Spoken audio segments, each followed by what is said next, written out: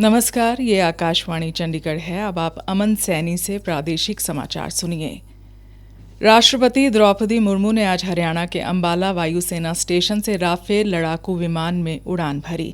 उन्होंने इससे पहले अप्रैल 2023 में असम के तेजपुर वायुसेना स्टेशन पर सुखोई 30 MKI लड़ाकू विमान में उड़ान भरी थी। हरियाणा के श्रम मंत्री अनिल विज ने छठ पर्व पर की अपनी घोषणा के 24 घंटे के भीतर ही छठ पूजा हेतु पक्का घाट बनाने के लिए अपने स्वैच्छिक कोष से अंबाला सदर नगर परिषद को 50 लाख रुपए जारी किए हैं। पक्का घाट इंदिरा पार्क के पास धोबी घाट के साथ बनेगा।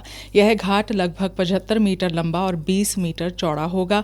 इसकी गहराई लगभग 5 फुट होगी और घाट में उतरने के लिए सीमेंट की सीढ़ियां बनाई जाएंगी।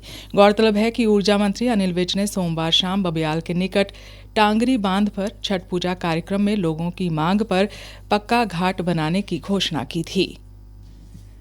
हरियाणा की स्वास्थ्य मंत्री आरती सिंह राव ने कहा है कि ग्रामीणों की मांग पर भिवानी जिला के गांव दुल्हेड़ी में बने उप स्वास्थ्य केंद्र को प्राथमिक स्वास्थ्य केंद्र में बदलने की मंजूरी दे दी गई है। जल्द ही वहां चिकित्सा अधिकारी एवं अन्य कर्मचारियों की नियुक्ति की प्रक्रिया शुरू कर दी जाएगी। कल चंडीगढ़ में उनसे मिलने आए लोगों की समस्याएं सुनने के बाद स्वास्थ्य मंत्री ने कहा कि पलवल जिला के गांव खिलूका में भी उप स्वास्थ्य केंद्र खोलने की मंजूरी दे दी गई है। इसमें भी स्टाफ की भर्ती की प्रक्रिया जल्द शुरू करने के निर्देश दिए गए हैं। उन्होंने कहा कि राज्य सरकार प्रदेश के लोगों को उनके घर के नजदीक स्वास्थ्य सुविधाएं उपलब्ध करवाने के लिए प्रयासरत है। शहर और कस्बा के अलावा ग्रामीण स्तर पर भी नए स्वास्थ्य केंद्र खोले जा रहे हैं और जनसंख्या वृद्धि को देखते हुए कई संस्थानों को अपग्रेड किया जा रहा है।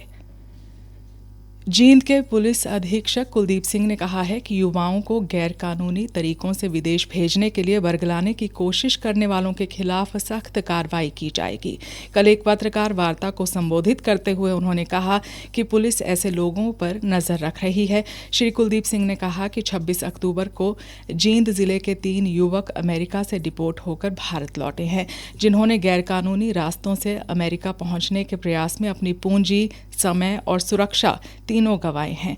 इनमें भैरोखेड़ा निवासी अजय, निम्नाबाद निवासी लवजोत सिंह और पीलूखेड़ा निवासी नवीन शामिल हैं।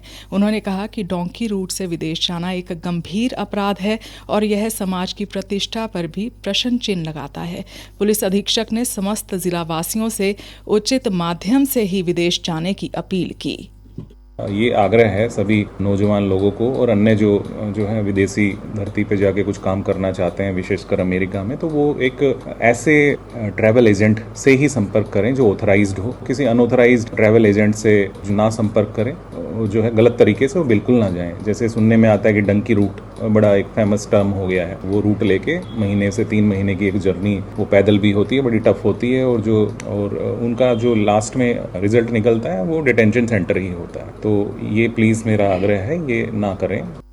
उन्होंने युवाओं को आगाह किया कि ऐसी अवैध यात्रा न केवल आर्थिक हानि का कारण बनती है बल्कि जीवन को भी खतरे में डाल सकती है।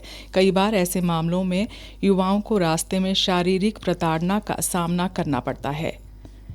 हरियाणा सरकार द्वारा राज्य के स्थापना दिवस के उपलक्ष्य में राज्य स्तरीय हरियाणा दिवस उत्सव का आयोजन आगामी 1 से 3 नवंबर तक पंचकुला के यवनिका मैदान में किया जाएगा। चंडीगढ़ से हमारे संवाददाता अश्विनी कुमार शर्मा ने बताया कि इस 3 दिवसीय उत्सव का उद्घाटन राज्यपाल असीम कुमार घोष करेंगे। मुख्यमंत्री नायब सिंह सैनी भी उनके साथ मौजूद रहेंगे। उत्सव में मंत्री, विपक्ष के नेता, वरिष्ठ अधिकारी, कलाकार तथा बड़ी संख्या में नागरिक भी शामिल होंगे।